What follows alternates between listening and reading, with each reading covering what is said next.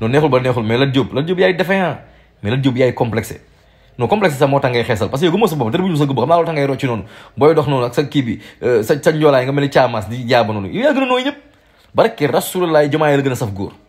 te da nga bëri wax góor du bëri wax yow Lat Diop mais yow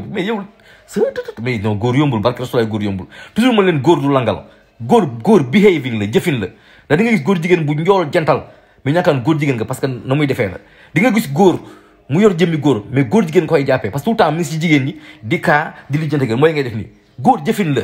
da nga war a wax utile mais góor goo gis tey jii muy jéem a diminuer moroomu góoram physiquement naan kon xool dafa gàtt mënoo sanc ko góor jigéen la góor da ngay nekk Baye Fall nekk real behaving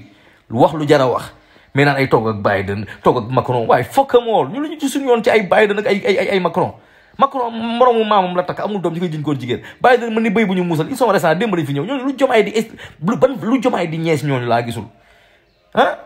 mi nga def naan ay toog ak ñooñu fa ne parce que tamit li nga nàmp ngay gàll sa mentor dafa am seen complexe tu vois foofu ngeen di dem ñu invité leen G7 G8 ne leen bu ñu tisalee ngeen ne yaramu kàllaa mais jomaay bu fa demoon tel que je le connais séeréer bon teint bu ñu la Sénégalais ngi parce que boo tegee sa mentor teg jomaay ne kii la Sénégalais jomaay li naan mooy Sénégalais parce que forme Sénégalais la yor taille slim yaram bu yi mais di taaweeku ma leen daaw ëtt yooyu noonu teg tamaate jeebu jar ah yoruñ sax forme Sénégalais loolu lay Sénégalais ah ak toog ak ñoom ni G8 G nii sacrifié ah yow so bàyyi dana Macron bu ñu mën a toog ak ko xam dañuy saaga yoon tamit nga marché du mënuñ toog ak kii